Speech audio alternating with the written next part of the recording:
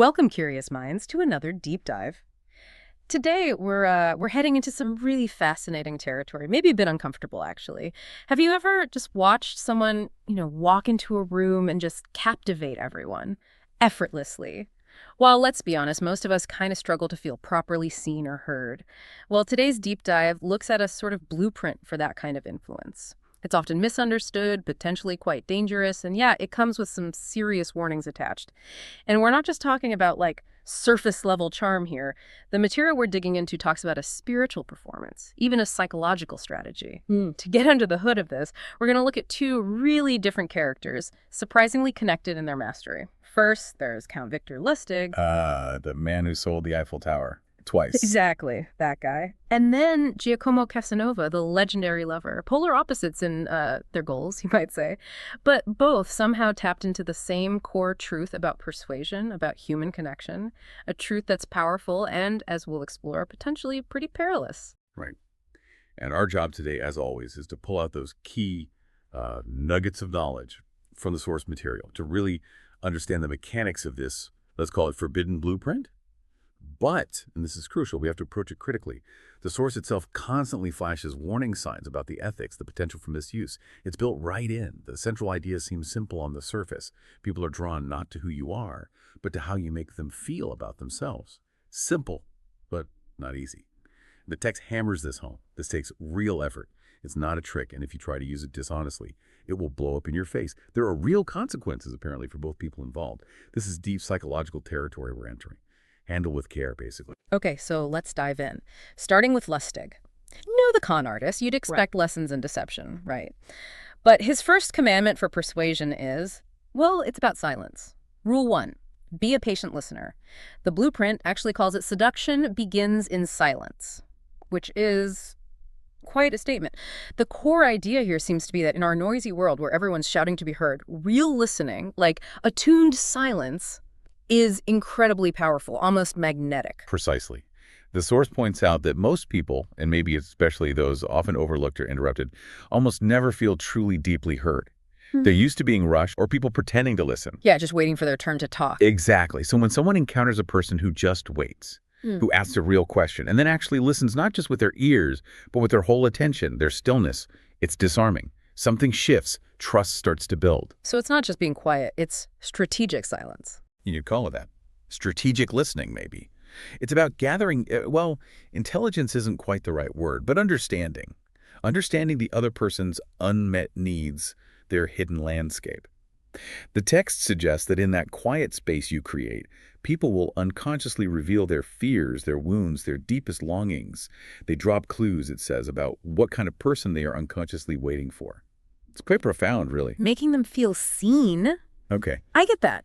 But it almost sounds too simple. What's the mistake most of us make when we think we're listening?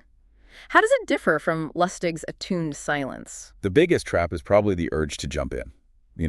Fill the silence, try to impress them, offer advice they didn't ask for, or steer the conversation back to yourself. The blueprint is very clear. Resist that urge.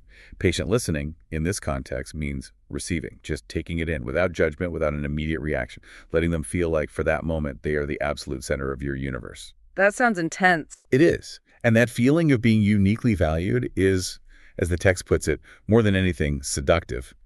But here's the first big ethical warning sign, right? Are you genuinely seeing and valuing them, or are you just collecting data points for your strategy? That's the tightrope. Right. Okay. That definitely leads into Lustig's second rule, something that, I think we all do unconsciously sometimes, and it can just kill a connection stone dead. Rule 2, never look bored. The source puts it bluntly. Boredom kills attraction. It argues that nothing craters attraction faster than those tiny signals of disinterest. Oh, yeah. The eyes glazing over, the quick phone check, the slight fidget. Exactly. Even if it's subtle, it sends that message. You're not holding my attention. I'm basically like everyone else who doesn't really care. It's fatal, apparently. And the contrast, the antidote, is that focused presence. Holding their gaze, not staring, but holding, remaining still while they talk, leaning in psychologically, showing you're engaged. That makes them feel important, fascinating, valuable. Casanova was a master of this, the text says. Absolutely.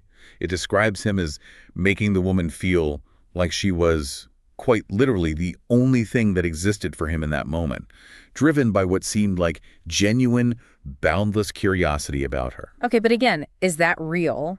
Or is it a performance? How do you make yourself interested if you're genuinely maybe a little bored by the topic? Well, the argument is it's less about performance and more about a conscious choice or redirection of focus. You learn to be present with intent. You don't have to fake fascination with, say, their stamp collection. Right. But you can become fascinated by why it fascinates them. What does it represent? What feeling does it give them? You shift from the topic to the person.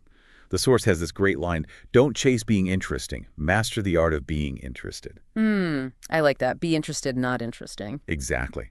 And that builds rapport, that connection. Yeah. When someone feels you're truly present for them, their defense is lower. And the text suggests that's where desire begins to stir. Okay. Makes sense. Now, Lustig's third rule.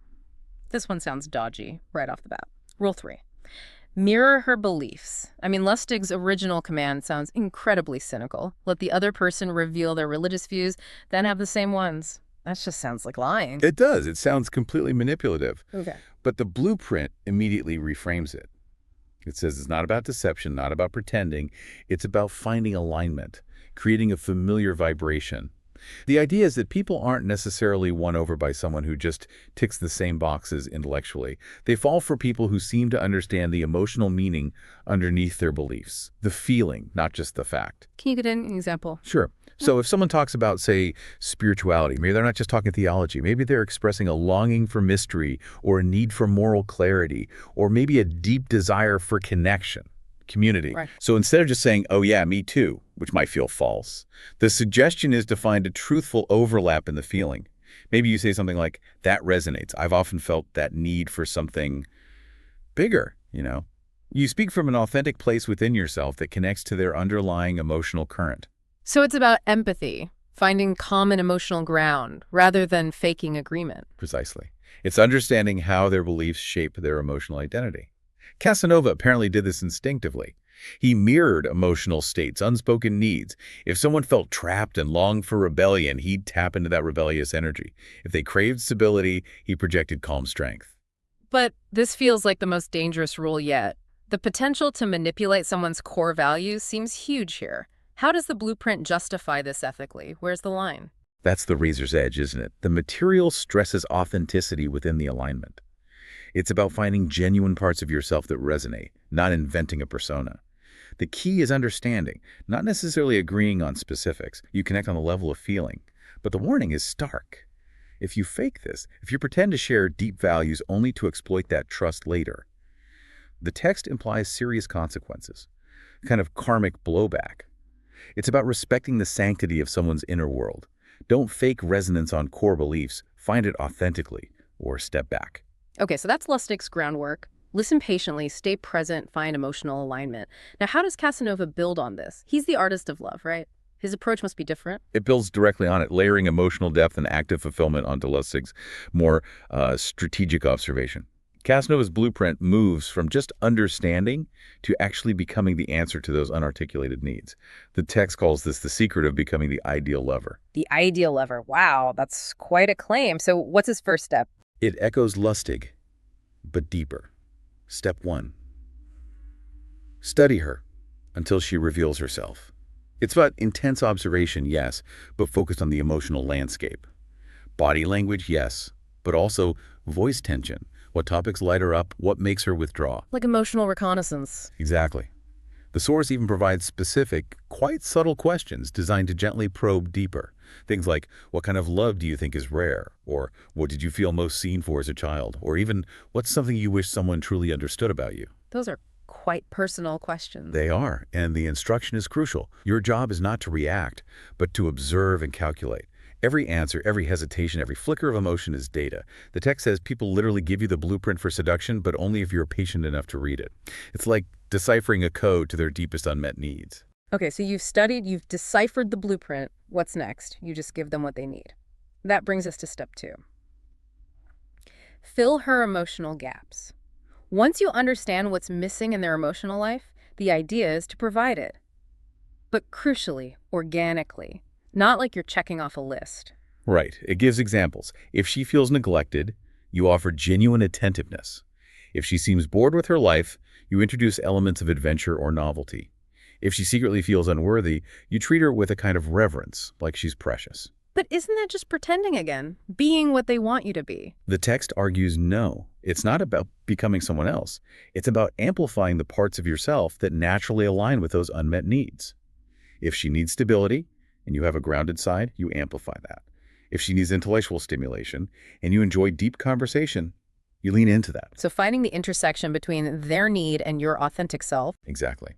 And this, the blueprint claims, is where emotional relevance comes in. You become important, even indispensable, because you're providing something essential that they're not getting elsewhere. It says the ideal lover doesn't trick them. He gives her what she's been silently starving for. Yeah. This is described as creating an almost addictive quality to your presence. They don't just enjoy your company. They start to need it because you're fulfilling a deep-seated emotional hunger. But again, the ethical question hangs heavy. Is this genuine care? Or is it a highly calculated strategy of need fulfillment? Yeah, that line seems incredibly blurry and potentially very powerful in a way that feels risky. Extremely risky if the intention isn't genuine connection. What's the next step in Casanova's approach? Step 3, adapt to her moods. This one feels counterintuitive. The blueprint says most people, especially men maybe, resist mood swings. They try to fix them, logic them away, or just pull back. Right, they get uncomfortable with strong emotions. Casanova apparently did the opposite. He didn't fight the current. He entered her emotional weather and learned to navigate it, like dancing with it. How does that work in practice?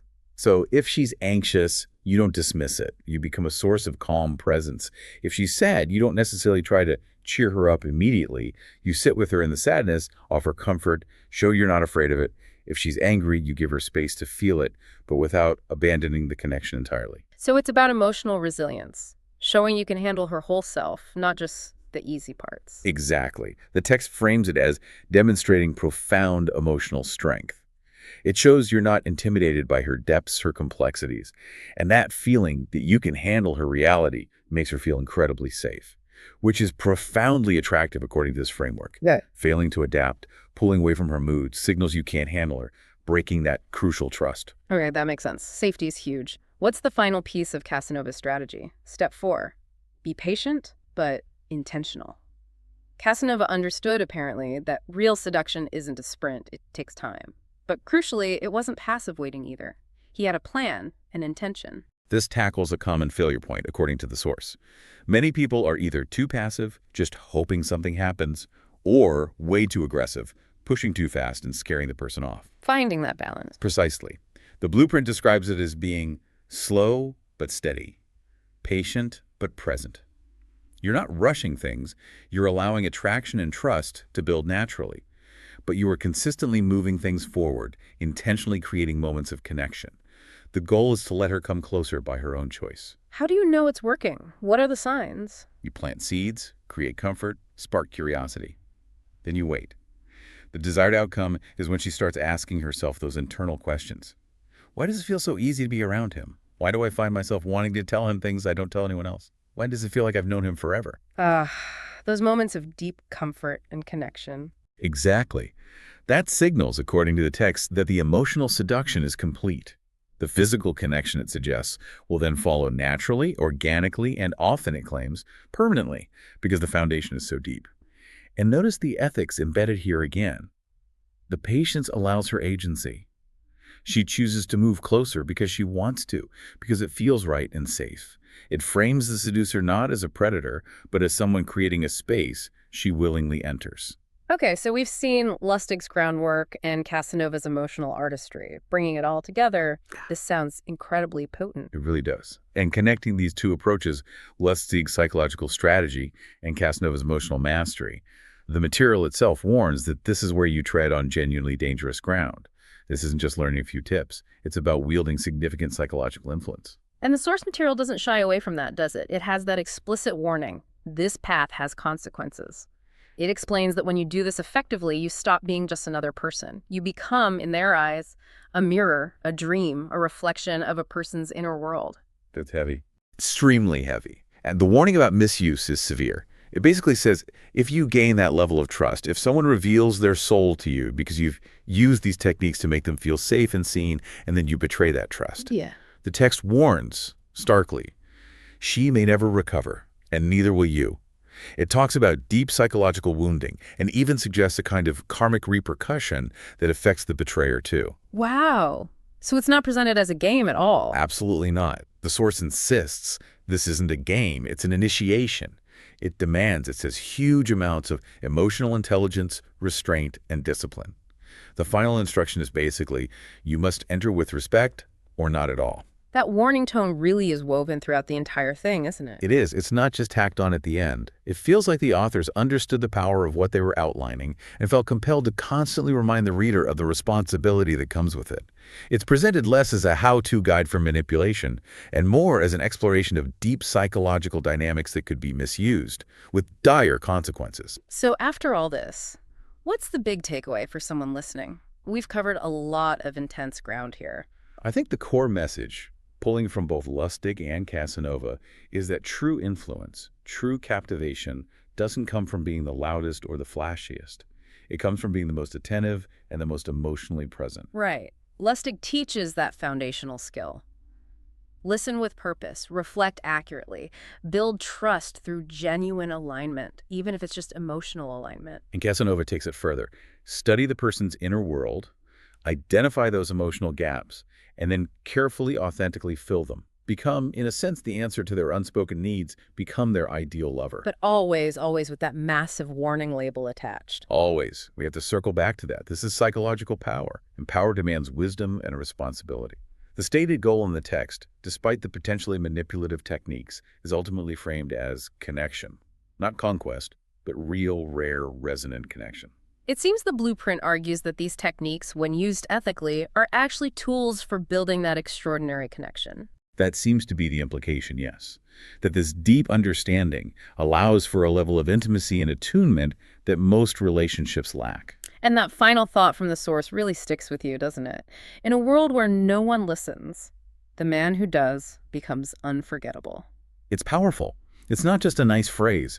It highlights the sheer rarity and impact of genuine attention, of truly seeing and hearing another person. And it leaves us with that final lingering question. If you develop this ability to truly listen, to truly see someone's inner world, what is your responsibility then? How do you choose to use that power? That choice, the material seems to say, ultimately defines everything.